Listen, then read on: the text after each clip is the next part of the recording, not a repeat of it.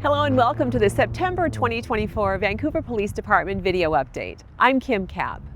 On September 7th and 8th, multiple Vancouver police officers, some who are in full uniform, participated in the PeaceHealth Appletree Marathon.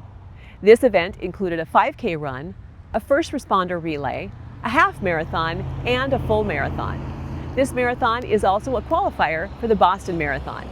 VPD members were in the second place group for the first responder relay and were in the second place marathon with a time of 4 hours, 32 minutes, and 14 seconds. This is always a great event to bring the community together for fun and fitness, and we can't wait to come back next year. It's back to school time in schools in both the Evergreen and Vancouver school districts started just before Labor Day, and officers from both VPD Patrol and the VPD Traffic Unit have been doing school zone enforcement as we transition back into the school year. I'm here today with Officer Jeff Anaya from the VPD Traffic Unit to talk more about what is going on in school zone safety, and what officers are seeing so far. Thanks for joining me. Thank you.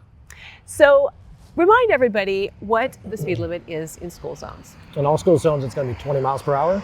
And what's the importance of that particular speed limit for safety purposes? It's a multitude of factors. One, your reaction time, right? When we're talking about school zones especially, we have young kids who are going to be running out from a lot of different areas. We have a lot of cars that are going to be blocking your view.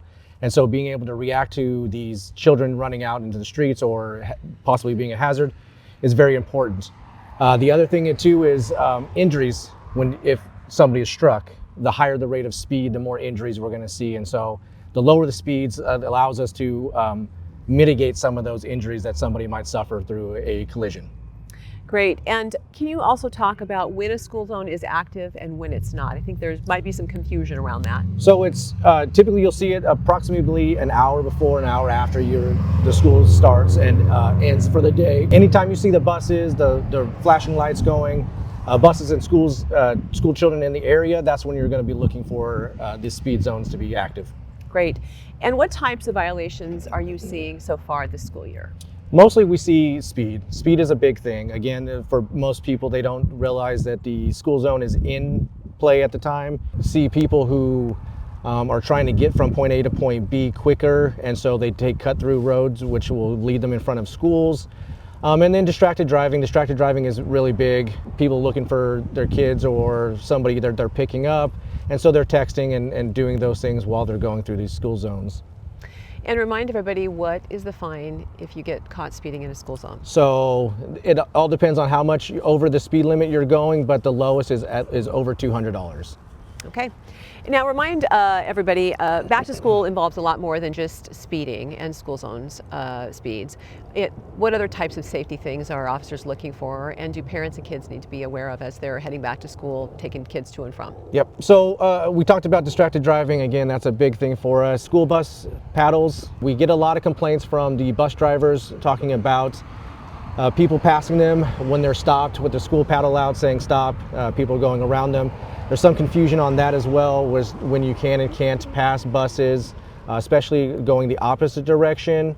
We have a lot of issues with that. We have people who are on bikes. We need to be aware of them as well.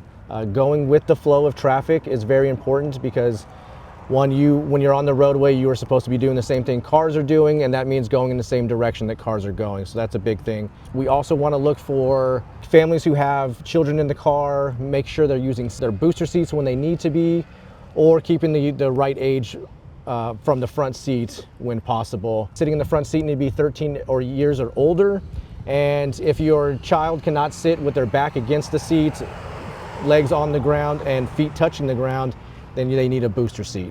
Great.